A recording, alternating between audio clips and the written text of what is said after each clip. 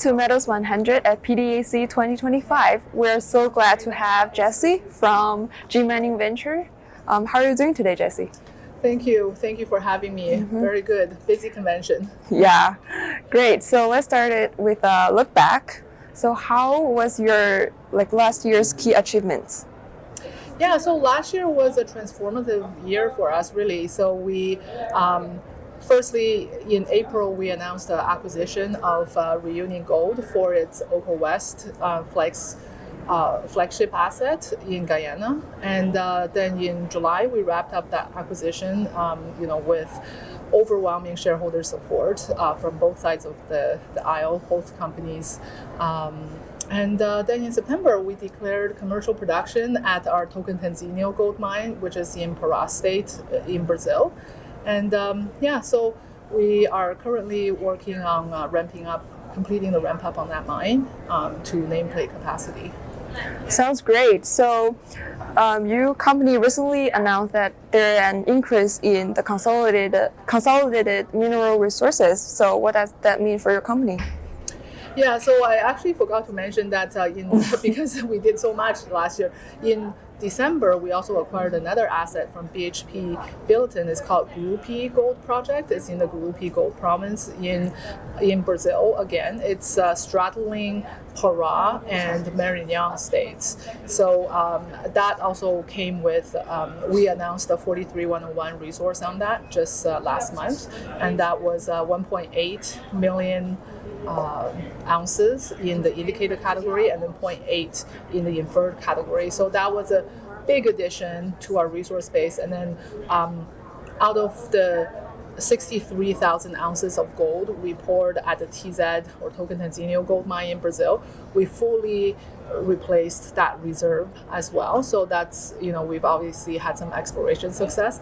And then, along with that acquisition of the Oko West project in Guyana, that came with a big resource base as well. So we have 4.7 million ounces in the indicated category from there as well.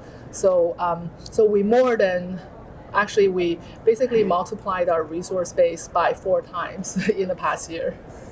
Fantastic. So about the Central Gold acquisition, I think that is a great move for your company. So what does that mean for your company? How will it strengthen your production portfolio? Yeah, thanks for the question. So Central Gold, actually, we've decided to rename it to Gurupi Gold Project, which is what I was talking about, because it's on the Gurupi Gold Province. So we decided to go back to the basics and rename it Gurupi. So yeah, that was a really great acquisition for us.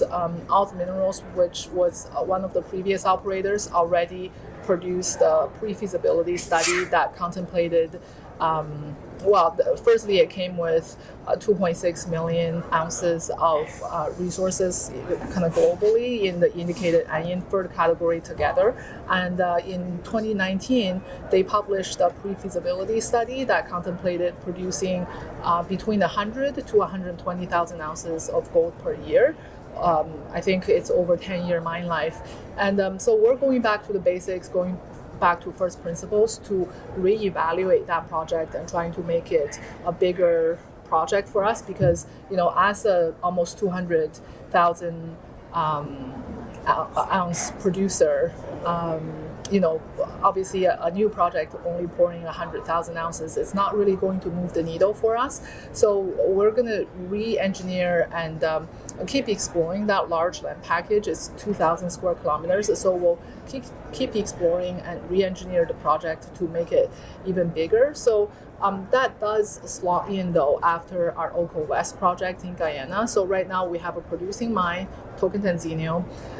Oko West in Guyana, it's in the feasibility stage. So we're completing the feasibility study by April of this year.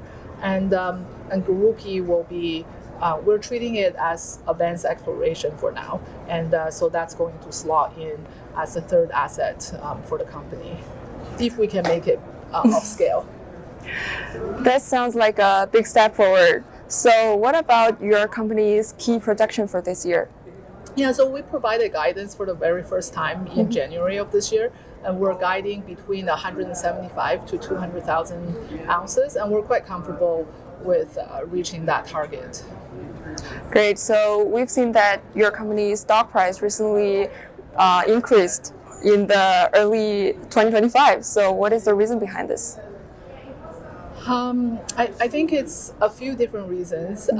So firstly, rising water lifts all boats. So we're obviously in historic high gold price environment. So I think a lot of our peers are also seeing that benefit, and especially as a producer now pouring gold in the historic high, almost $3,000 an ounce gold price environment, we're generating a lot of free cash flow because we also guided that our AISC, all-in sustaining cost from Tocantinzinho is going to be from $9.95 to $11.25. So if you do the math, that's for every ounce that we produce, it's a lot of free cash flow. So I think investors are starting to kind of get that comfort as well. So high gold price, we're producing lots of gold at that high price, and then also obviously we're having some positive news flow coming out of Oko West as well. So investors are seeing that this is a fast-tracked project that can potentially be producing gold by the end of 2027. Wonderful. That is a fantastic outlook for GMIN this year. So thank you so much for your insights to sharing with us. Thank you. Thank you. Thank you for having me. Thank you.